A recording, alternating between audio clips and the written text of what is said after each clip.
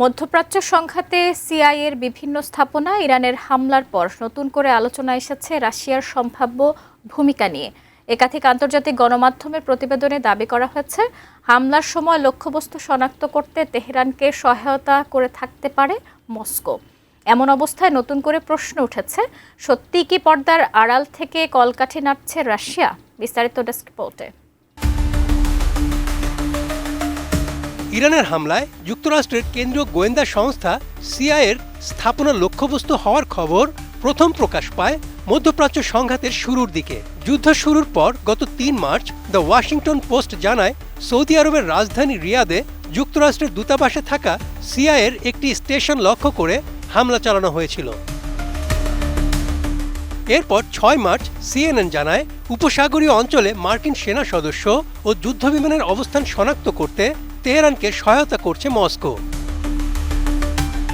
সর্বশেষ ২২ জুলাই রয়টার্স জানায়, সৌদি আরবে যুক্তরাষ্ট্রের দূতাবাসে থাকা সিআইএর স্থাপনা সহ বিভিন্ন লক্ষ্যবস্তুতে ইরানের ড্রোন হামলার পর রাশিয়ার সম্ভাব্য সম্পৃক্ততা খতিয়ে দেখতে তদন্ত শুরু করেছে মার্কিন গোয়েন্দা সংস্থাগুলো। প্রতিবেদনে বলা হয়, হামলাগুলোর নিখুঁত লক্ষ্যভেদ ও কার্যকারিতা দেখে রুশ সহায়তার সম্ভাবনা উড়িয়ে দেওয়া যাচ্ছে না।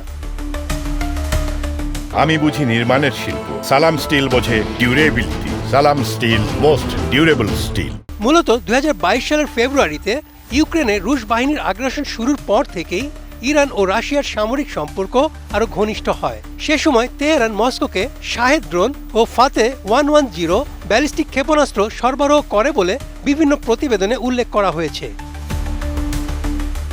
এদিকে গত বছর দেশ দুটি ২০ বছরের সমন্বিত কৌশলগত অংশীদারিত্ব চুক্তি সই করে।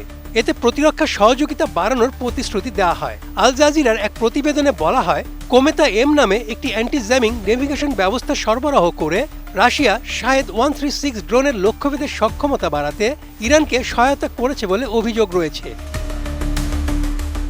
এছাড়া the Wall Street journal March মাসের এক প্রতিবেদনে বলেছে, সাইপ্রাসে ব্রিটিশ রয়্যাল এয়ারফোর্সের একটি ঘাঁটিতে ইরানের ব্যর্থ হামলার পর উদ্ধার হওয়া শাহেদ 136 ড্রোনের ধ্বংসাবশেষে ওই রুশ প্রযুক্তির অংশ পাওয়া গেছে। তবে ওই প্রতিবেদনকে ভুয়া খবর বলে উড়িয়ে দিয়েছে রাশিয়া। ইরানকে সহায়তা করলে রাশিয়ার লাভ কি? এমন প্রশ্নের উত্তরে বিশেষজ্ঞরা মনে করেন, ইরানের সঙ্গে যুক্তরাষ্ট্রের সংঘাতে কিছুটা হলেও রাশিয়ার স্বার্থে কাজ করছে। এতে ইউক্রেন যুদ্ধ থেকে আন্তর্জাতিক মনোযোগ সরে যাচ্ছে এবং বিশ্বে যুক্তরাষ্ট্রের প্রভাব দুর্বল হওয়ার সম্ভাবনা তৈরি হচ্ছে। রাশিয়া এটিকে বৈশ্বিক ক্ষমতার ভারসাম্যের বৃহত্তর লড়াই হিসেবে দেখে। বিশ্লেষকদের মতে, রাশিয়া চায় না ইরান দুর্বল হয়ে পড়ুক। তাই একদিকে যুক্তরাষ্ট্রের বিরুদ্ধে ইরানকে লড়াই চালিয়ে যেতে দিচ্ছে, অন্যদিকে কঠিন সময় টিকে থাকার মতো সহায়তাও দিতে চাইছে। তবে রাশিয়ার সম্পৃক্ততাই ইরানের জন্য সবচেয়ে বড় পরিবর্তন এনে দেয়নি। ইরানের নিজস্ব ড্রোন ও ক্ষেপণাস্ত্র সক্ষমতা আগে থেকেই ছিল। রাশিয়ার সহায়তা শুধু সেই সক্ষমতাকে আরও কিছুটা বাড়িয়ে দিয়েছে। যদিও বিশ্লেষকদের এসব মত কিংবা আন্তর্জাতিক গণমাধ্যমের এই দাবির বিষয়ে এখনও আনুষ্ঠানিক কোনো বক্তব্য দেয়নি Moscow. Desk report, ATN news.